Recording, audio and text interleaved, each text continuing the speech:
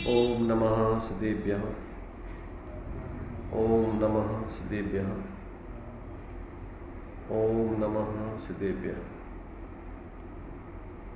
मंगलम भगवान वीरो मंगलम गौतमो मुनि मंगलम कुंद कुंदाद्यो जैनिधर्मोस्तु मंगलम सर्वमंगल मांगल्यम सर्वकल्याणकारकं प्रधानं सर्वधर्माणां जैनं जयतु शासनं जैनं जयतु शासनं देहि क्षता जैनी दशा बरते देहाती ते ज्ञानी ना चरण बंधन हो अग्नि।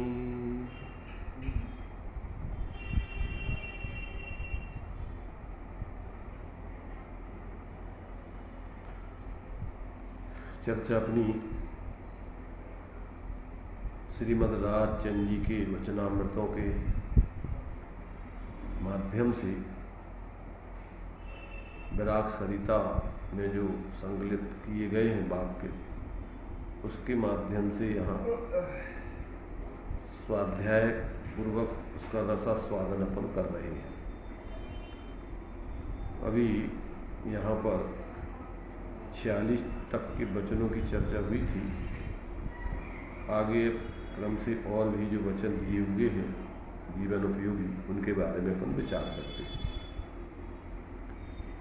पहले तो यहाँ जो 46वें नंबर का अपन ने वचन कल स्वाध्याय में दिया था, उसमें दिया था कि जीवन अल्प है, जंजाल बहुत है अर्थात अनंत है, धन सीमित है और तृष्णा भी अज्ञानियों के अनंत है।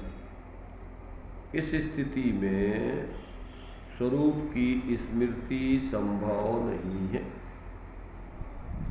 स्वरूप के बारे में विचार आदि, उसका चिंतन मनन, उसका बोलन, उसका अनुभव करना संभव नहीं है। परंतु जहाँ जंजाल अल्प हो, संसार की चिंताएं, संसार के विकल्प, संसार के आयोजन प्रयोजन अपन ने सीमित कर लिए हो, अनावश्यक छोड़ दिए हो, और जीवन अप्रमत्त है अर्थात जागृत होकर के अपन अब जी रहे, मूर्छित होकर के नहीं जी रहे, तथा तृष्णा अल्प है अथवा नहीं, या तो पूर्ण निर्वृत्ति ले ली है तो तृष्णा खत्म है, और या फिर बहुत जीवन उपयोगी बातों के संबंध में अपने लिए उतनी ही इच्छा रहती है, बाकी और कोई व्यवस्था संबंधी ज़्यादा विकल्प नहीं लंबाते हैं। तो या तो तृष्णा अल्प है और या नहीं है, और वहाँ पर सर्व सिद्धि होती है, वहाँ पूर्ण स्वरूप की स्थिति होना संभव है। वहाँ वो जीव स्वरूप की साधना करते हुए पूर्ण सिद्धि प्राप्त कर सकता है, जिसने पूर्ण निर्वृत्ति ले ली है। और अब चूँकि इस वर्तमान काल में उतनी उत्कृष्ट साधना नहीं होती, पर उत्कृष्टता का लक्ष्य और भावना तो भाई जा सकती है और यथासंभव साधना की जा सकती है। ऐसा जो है यहाँ पर कहा है, अमूल्य ज्ञान जीवन प्रपंच से आवृत होकर चला जाता है। जो आत्मा का ज्ञान स्वरूपी जीवन है, अगर विकल्पों में, प्रपंचों में, संसार की उलझनों में यदि हम लगे रहें तो अपना ज्ञान रूपी धन, अमूल्य धन आवृत हो जाता है, अर्थात अपने अनुभव में नहीं आता है। निरंतर संकल्प विकल्पों में ही जीवन व्यतीत होकर के बर्बाद हो जाता है। ऐसा यहाँ पर इस 46वें नंबर के वचन में श्रीमद जी ने संबोधन किया था जीवों के लिए। इसका अपन ने पहले विचार भी कर लिया। अब आगे 47 नंबर का वचन है, अनेक बार ग्रंथ पढ़ने की चिंता न हो, परंतु किसी प्रकार से उन ग्रंथों का जो स्वाध्याय आदि किया है, उनका अनुप्रेक्षण दीर्घकाल तक चलता रहे। ऐसा करना योग्य है। अर्थात अपने लिए जो स्वाध्याय के 5 भेद बतलाए हैं उसमें अपने लिए वाचना, प्रच्छना, अनुप्रेक्षा, आमनाय और धर्मोपदेश एक क्रम से माने अपने लिए उत्तरोत्तर सूक्ष्मता की ओर ले जाते हैं, अपनी साधना की विशेष उत्कृष्टता सिद्ध करते हैं। अर्थात जब हम शास्त्रों को पढ़ें अथवा सुने, फिर इसके बाद जब चूँकि अभी अपन सर्वज्ञ तो है नहीं, पूर्ण रूप से अपने लिए सारे विषयों का ज्ञान तो है नहीं, तो जिन विषयों में अपन को समझ में ना आवे उसको योग्य ज्ञानी गुरुओं से, समझदारों से पूछे। पूछना भी अपने स्वाध्याय का अंग है और मूल अंग है, क्योंकि यदि अपन को जो विषय समझ में नहीं आ रहा है और नहीं पूछेंगे तो तत्संबंधी अपन को अंदर में भ्रांति बनी रहेगी, अंदर से स्पष्टीकरण नहीं होगा, विषय स्पष्ट नहीं होगा, तो आत्माराधक नहीं बन पाओगे। इसलिए अपन को पढ़ने के बाद, सुनने के बाद समझ में नहीं आने पर विनय पूर्वक ज्ञानियों से, योग जीवों से, जो साधक लोग हैं अथवा जो उस विषय के मर्मज्ञ हैं, उनसे विनय पूर्वक पूछ के अपनी शंका का समाधान, अपनी जिज्ञासा का समाधान करना चाहिए। किसी प्रकार से भ्रम में या अपने लिए उस प्रकार की जो है बिना समझे हुए अपन को नहीं बने रहना चाहिए। इसके बाद है वाचना या सुनना और पूछना, और पूछने के बाद फिर उसका अनुचिंतन करो, अनुप्रेक्षण करो बार बार कि ये बात जो है वास्तव में इस प्रकार है और अभी तक अपन ने नहीं समझी थी, वास्तव में इससे अपना हित है और इसमें अपना अहित है। तो जिसमें अहित है उससे निर्वित दूर रहे और जिसमें हित है उसमें अपनी प्रवृत्ति करते रहे। ऐसा जो है फिर उसमें अपना अनुप्रेक्षण करते हुए जीवन में प्रैक्टिकल करते हुए जिए, और फिर इसके उपरांत अपन और भी ज्ञानियों के अनुभव से, उनके प्रवचन आदि से मिलाएं। आमनाय के 2 अर्थ होते। आमनाय माने एक तो बार बार उसका भूलन करना या उसको याद करना, फेरना उसको। आमनाय अपन बोलते हैं कि रोटी जली क्यों, पान सड़ा क्यों, घोड़ा अड़ा क्यों, विद्या बिसरी क्यों। क्योंकि अपन ने क्या नहीं किया, उसको बार बार उसको अभ्यास में नहीं लिया। उसको चिंतन, उसका चिंतन मनन करना, हाँ, तो वो है, वो अनुप्रेक्षा है। और आमनाय में अपन को याद करना और साथ में आचार्यों की परंपरा से मिलाना 2 प्रकार से अर्थ होते हैं आमनाय। तो उसको आचार्यों की परंपरा से मिलाना भी और याद भी करना, क्योंकि याद इसीलिए अपन को याद करना। एक नीति का वचन है कि कंठ की विद्या गंठ को दाम, समय परे पे आवे। जब अपना क्या है, पढ़ना नहीं बनता है, आंखें काम दे देती हैं, कान काम दे देते हैं, माने सुनाई नहीं देता है, दिखाई नहीं देता है, तो जो अपन ने पहले अच्छी स्वस्थ अवस्था में क्या होगा, याद किया होगा, पढ़ा होगा, समझा होगा, तो उसका अपन फिर अनुचिंतन करते हुए अपना स्वाध्याय याद रहकर रखते हुए उसको, उसमें से अपन चिंतन मनन कर सकते हैं। उसमें अपन घबराएंगे नहीं और अपने लिए किसी प्रकार की कोई माने कोई समस्या खड़ी नहीं होगी। ये नहीं है कि भैया अब हम सुन नहीं पा रहे हैं, अब हम देख नहीं पा रहे हैं, अब हम क्या करें, कैसे स्वाध्याय करें। तो जो अपन ने याद किया होगा उसके माध्यम से आप स्वाध्याय कर सकते हो, चिंतन मनन कर सकते हो, अपनी आराधना कर सकते हो। इसलिए अपन को वाचना या सुनना, अनुप्रेक्षा, आमनाय, याद करना, परंपरा से मिलाना, और जब परिपक्वता तुम्हारे जीवन में आ जाए, उसमें कोई संदेह नहीं रहे जिस विषय आदि में, उसके बाद उसके लिए फिर अन्य पात्र जीवों को समझाते हुए अपना स्वयं का ही विषय का परिपक्वता करते हुए स्वयं स्वाध्याय करना। इस स्वाध्याय के भेदों के अंतर्गत धर्मोपदेश भी मूल में तो तुम्हारा ही स्वाध्याय है, अब अन्य पात्र जीव है उसका लाभ ले ले तो अच्छी बात है। तो इस प्रकार से यहाँ पर कहते हैं कि अनेक बार जब जीव ग्रंथ पढ़ने की चिंता न करता हो परंतु किसी प्रकार से उसका अनुप्रेक्षण करता हो, दीर्घ काल तक उसका चिंतन मनन रहा करे, तो कहते हैं ऐसा करना योग्य है, बुरा नहीं है, श्रेष्ठ है वो। अब इसके बाद है 48 नंबर का वचनामृत। जिस जीवन में क्षणिकता है, उस जीवन में ज्ञानियों ने नित्यता प्राप्त की है, यह आश्चर्य की बात जानना चाहिए। क्या कहा?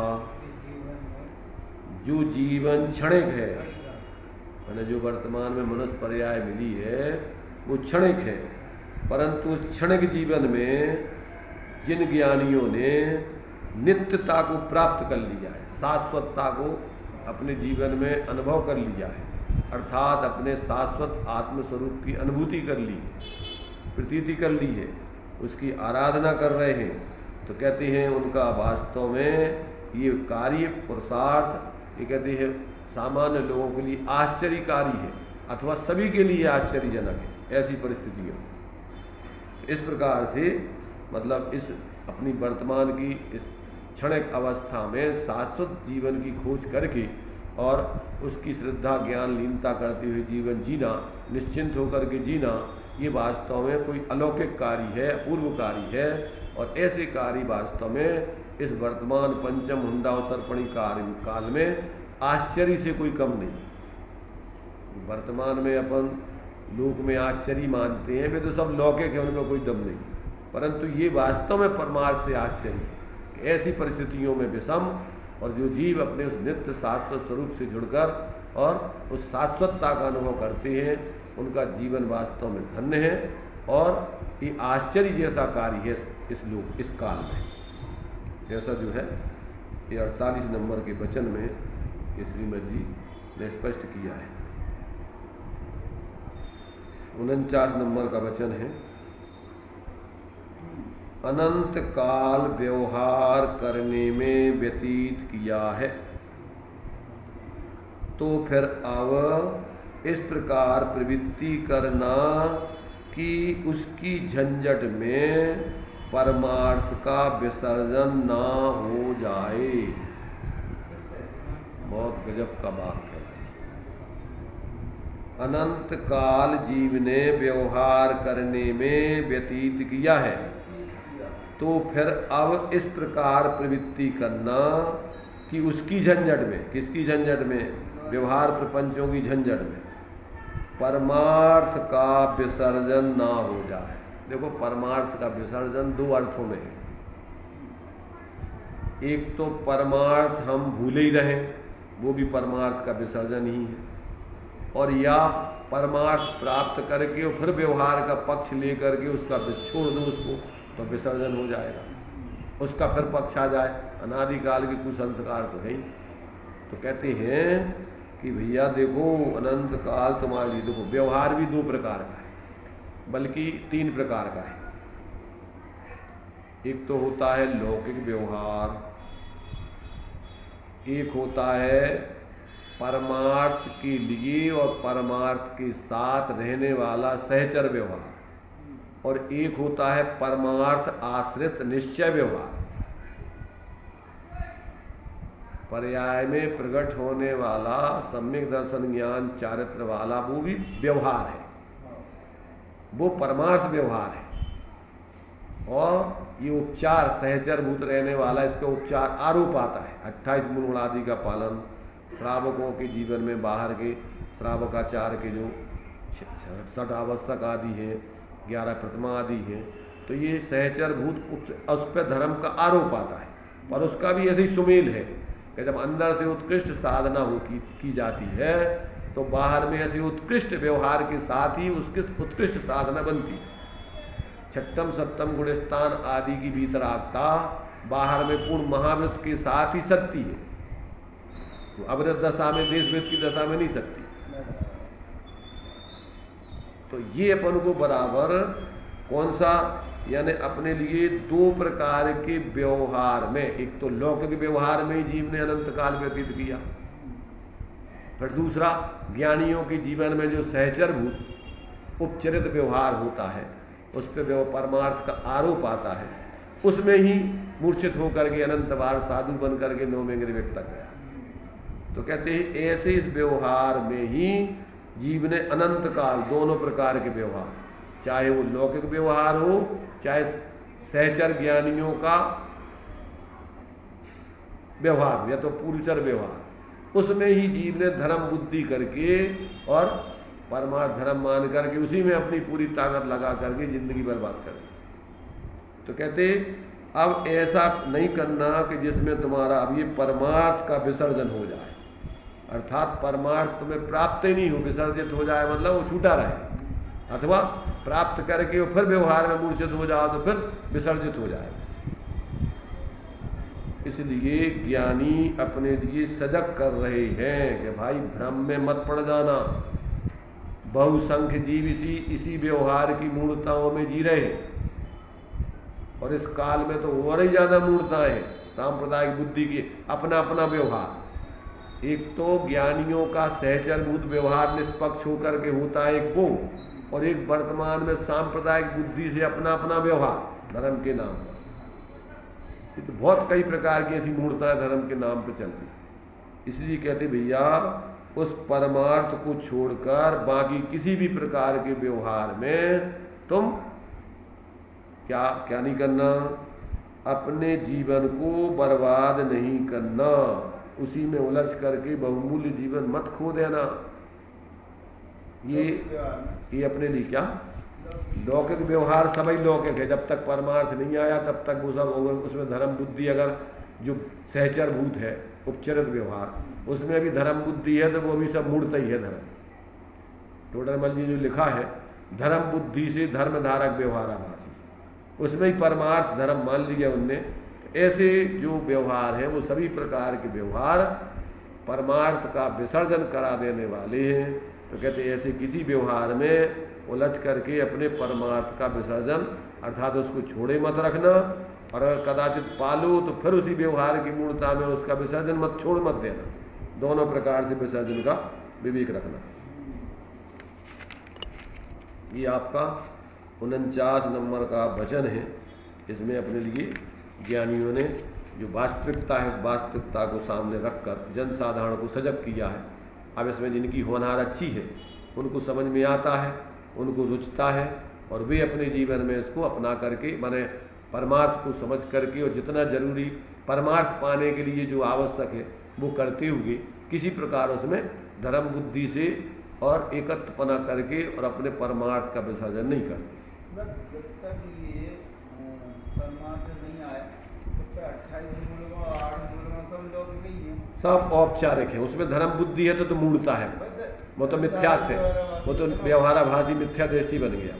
अब ऐसे जीवों को कोई समझा नहीं सकता।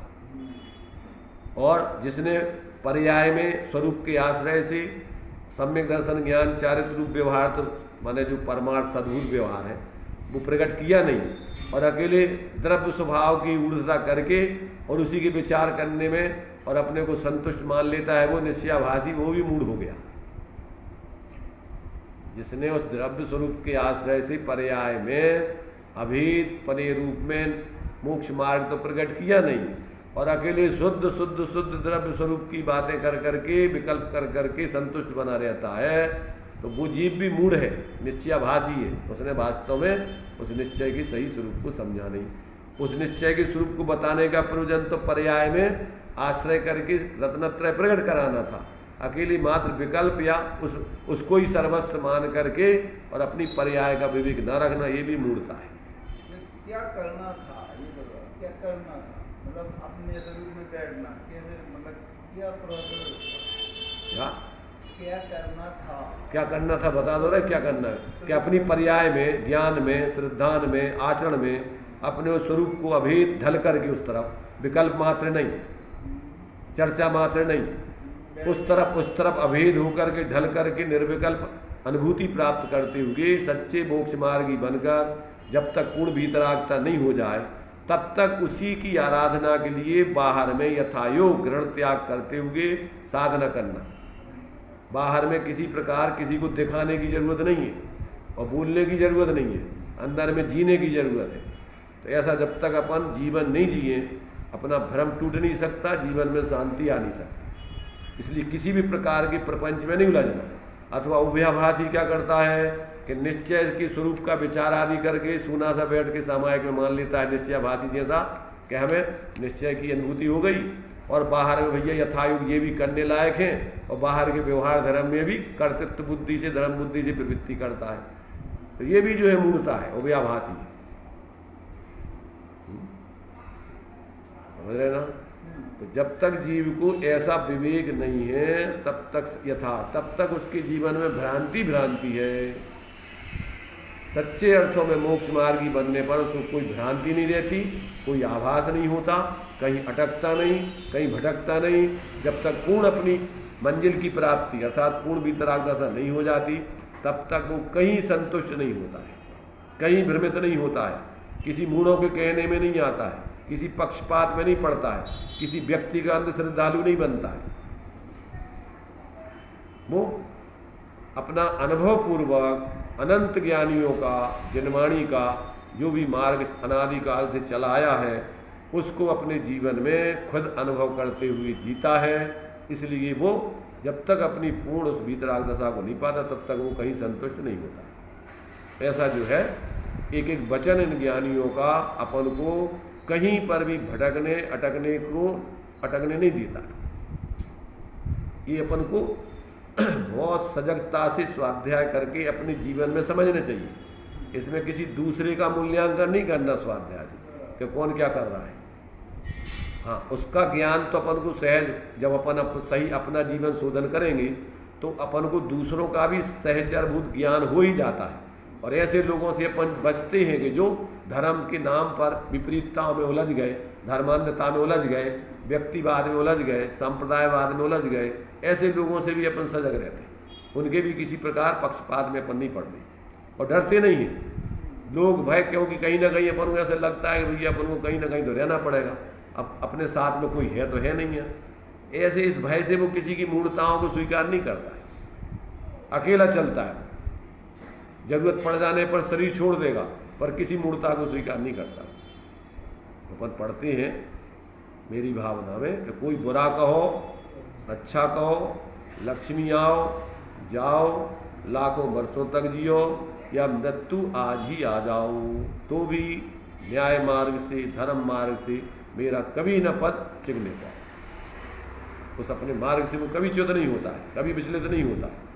तो ऐसा व्यक्ति अति शीघ्र वास्तव में इस संसार के दुखों से रहित होकर, इसको छोड़कर अपनी इस परमात्मा दशा को प्रकट करके परम सुख का पात्र बन जाता है। इसमें कोई संदेह नहीं है किंचित मात्र भी, ऐसा समझ लेना चाहिए। और सम्यक दृष्टि को ऐसा होता है, क्योंकि वो तो अनुभव के मार्ग पर चल रहा है, तो पलबाजी में तो जीवन जी नहीं रहा है कहीं। तो इस प्रकार से ये अपने लिए ये 49 नंबर का वचन कि जीव ने अनंत काल व्यवहार करने में व्यतीत कर दिया, तो फिर अब इस प्रकार की प्रवृत्ति करना कि उसकी झंझट में परमार्थ का विसर्जन ना बना रहे, छूटा ना रहे और पा करके छोड़ ना दे। विसर्जन दो प्रकार से, एक तो उसी में उलझ करके परमार्थ को भूले ही रहे, और या फिर कदाचित पा लिया और फिर कुसंस्कारों में, कुसंगति में पड़ के फिर विसर्जित उसको छोड़ दिया। इस प्रकार से ये 49 नंबर का वचनामृत भी अपने लिए बहुत ही प्रेरणादायक है, जागृत करने वाला है। मोक्ष मार्ग के लिए अपन को बहुत ही मील का पत्थर है। इन एक एक वचनों को ज्ञानियों के अपने हृदय में टंकोत्कीर्ण करके अपन जिएंगे तो कहीं कोई अपने लिए भ्रमित नहीं कर सकता है, अपन कहीं भ्रमित नहीं हो सकते। 50 नंबर का वचनामृत, लज्जा और आजीविका मिथ्या है। लज्जा और आजीविका मिथ्या है। कुटुंबादि का ममत्व रखेंगे तो भी जो होना होगा वही होगा, उसमें समता रखेंगे तो भी जो होने योग्य होगा वही होगा।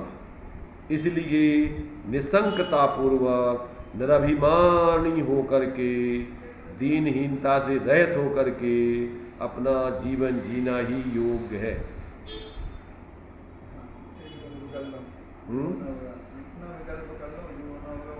देखो अब अपन को इस पर थोड़ा विचार करो। एक अपन वाक्य पढ़ते हैं, अंतर विषय वासना बरते, बाहर लोक लाज भय भारी, याते परम दिगंबर मुद्रा, धर न सके संसारी प्राणी। तो लज्जा और व्यवहारिक लौकिक आजीविका कहते हैं, ये सब मिथ्या है। तुम्हारा इस प्रकार का मानना कि ये आजीवन हम चला रहे हैं, या हमारी कल्पनाओं से हमारी व्यवस्थाओं से चलेगा, इस भ्रम में नहीं रहना। और ये लोक लाज दुनिया क्या कहेगी, इस लोक लाज के कारण से अपने धर्म से च्युत नहीं बने रहना, तत्व निर्णय से च्युत नहीं बने रहना, धर्म से दूर मत बने रहना, धर्मात्माओं से दूर मत बने रहना। क्या कहेंगे? तो कहते हैं लज्जा और आजीविका मिथ्या है।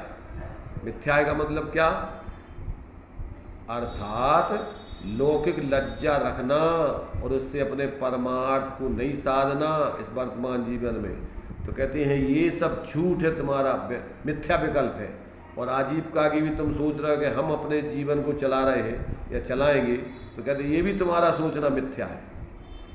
जब तक आयु है तब तक, और जब व्यवस्थाएं बनना है वो ऑटोमेटिक उदय प्रमाण बनेगी, तुम्हारे इस बाह्य मिथ्या प्रयत्न से नहीं बनेगी। पाप में तो लौकिक लज्जा रखना के लोग क्या कहेंगे, आगे अभी चल रही चर्चा देखिए। तो ये जो है इस प्रकार से कहते ये तुम्हारा सोचना कहते सब मिथ्या है। और कुटुंबादि का ममत्व रखेंगे तो भी जो होना है वही होगा। तुम सोचते रहो कि उनका ऐसा नहीं हो जाए, उनका ऐसा नहीं हो जाए, उनका ऐसा, परंतु जो होना है वही होगा। इनको बढ़िया ऐसा हो जाए, वैसा हो जाए, पर तुम्हारी कल्पनाओं से तो उनका होना नहीं, उनके उदय से होना है वो। तो उनसे तुम मोह रखते रहोगे और अपना जीवन बर्बाद करते रहोगे मोह ममता में रहकर। तो कहते होना तो वही होगा जो उनके उदय अनुसार होना है। तुम्हारी ममता रखने से कोई परिवर्तन तो होना नहीं है। ममता रखने से तुम्हारा जीवन वर्तमान का जरूर बर्बाद हो जाएगा। तो कहते ममता रखोगे तो भी जो होना है वही होगा। और तुम अपने में समता रखोगे तो भी उनका तो जो होना है होने योग्य वही होगा। इसलिए तुम्हें योग्य है कि तुम निसंक होके, निसल होकर के और बाहर के किसी ख्याति लाभ मान सम्मान आदि की चाह न रख करके, और तुम अपनी वास्तव में आत्माराधना में दत्तचित्त रहना, यही तुम्हें योग्य है, उचित है।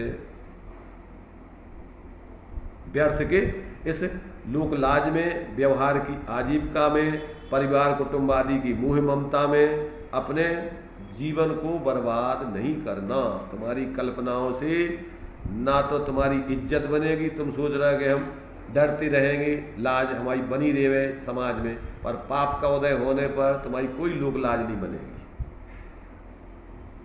एक मीरा का भजन है, आप लोगों ने सुना होगा। वो बोलती है भक्त की, वो माने श्री कृष्ण की भक्त थी, तो उसमें उन्होंने जो है भजन की जो पंक्तियां हैं कुछ, संतन दिख बैठ बैठ लोक लाज खोई रे, अब तो बेली फैल गई आनंद पर होई रे, भगत देख राजी हुई जगत देख रोई रे, दास मेरा लाल गिरधा तारो अब मोई रे। तो धर्म के मार्ग में आने पर व्यक्ति को लोक लाज, लोग क्या कहेंगे, ये सब उसकी खत्म हो जाती है। जो भी होगी अपन कुछ ना कुछ तो नहीं, कुछ ना कुछ तो है, ऐसा नहीं है कि वो है नहीं। हाँ, तो मतलब ये है कि जो व्यक्ति जहाँ धर्म के मार्ग में, वो कौन सा धर्म मान रहा है वो नहीं चलेगा। अभी तो अगर धर्म के क्षेत्र में आ जाता है तो उसकी फिर लौकिक लोगों की बने जो निंदा प्रशंसा आदि से प्रभावित नहीं होता है। कौन क्या कह रहा है, बेइज्जती कह रहा है, देखो इतने बड़ की ऐसा मानते हैं, वो बहुत बड़े घराने की थी, और वो इस प्रकार से जो है माने एक प्रकार से वो ऐसी बन करके पागल हो जैसे बैरागन हो गई, नाचने लगी भक्ति में है। तो बड़े कुल की जो है इस प्रकार बहुएं ऐसी नाचती हैं, तो वे सोचते थे कि तो हमारे कुल की तुमने बेइज्जती करा दी। तो ऐसे ही यहाँ अपन साधकों के सामने नज़दीक में जाकर और अपनी विनय आदि प्रदर्शित करें, और लोग बाहर में अपन पैसे वाले हो, इज्जत वाले हो, पद वाले हो, तो लोग कहेंगे अरे देखो ये क्या कर रहे हैं, मंदिर जा रहे हैं बिना जूता चप्पल के, ऐसा कर रहे हैं वैसा। अरे तो कहते इस भ्रम में मत रहना, इस भय में मत रहना, लोग लाज इसके कारण से तुम अपनी पात्रता नहीं खो देना, अपनी विनय मत छोड़ देना, अपनी साधना से तुम भटक मत जाना। इसलिए लज्जा और आजीव का मिथ्या है, कुटुंब आदि का ममत्व रखोगे तो भी जो होना है उनका वही होगा, और समतापूर्वक जियोगे तो भी उनका जो होना है वही। इसलिए तुम्हें योग्य है कि तुम निसंक होके, निर्भय होकर के, निराभिमानी होके और दीनहीनता से छोड़ करके एकमात्र अपने लिए समत्वपूर्वक, स्वात्माश्रित पूर्वक जीवन जीना, धर्म पूर्वक जीवन जीना ही योग्य है। ये अपना विवेक ऐसा होना चाहिए। तो इनके जो है एक एक वचन जो है अपने लिए वास्तव में माने एक प्रकार से आत्मार्थी जीवों के लिए मील के पत्थर हैं। एक एक वचन को अपन हृदय में टंकोत्कीर्ण करके अपन अपने जीवन को देखते जाएं, साधना करते जाएं, तो सब अपने लिए जो अपनी साधना के जिनने साधना की है उनके जीवन से, उनके विचारों से अपने विचार, अपना जीवन मिलता जाएगा, अपन को कोई भ्रम नहीं होगा। तो ये जो है यहाँ तक अपने जो है 50 नंबर के वचनामृतों का अपन ने विचार किया, और प्रत्येक वचन एक से बढ़ के एक है, और प्रत्येक आत्माराधकों के लिए एक प्रकार से वास्तव में हृदय में टंकोत्कीर्ण करके अपने जीवन को उस पर चलते हुए, जीते हुए और फिर आनंद भोगने चाहिए, उसका आनंद लेना चाहिए। इस प्रकार अपन आज यहीं इन 50 नंबर तक के वचनों तक चर्चा के बाद विराम देते हैं। आगे और भी इसमें जो दिए हुए हैं आगे देखेंगे अभी।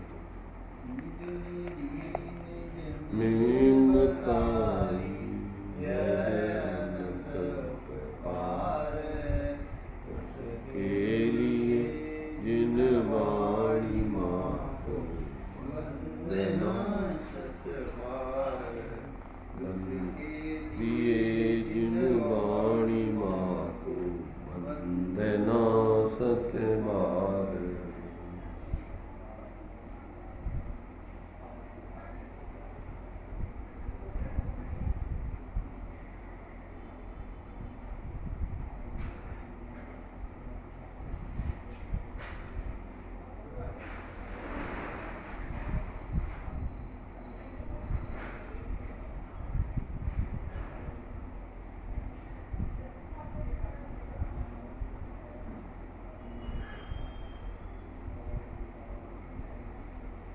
द्वादशांग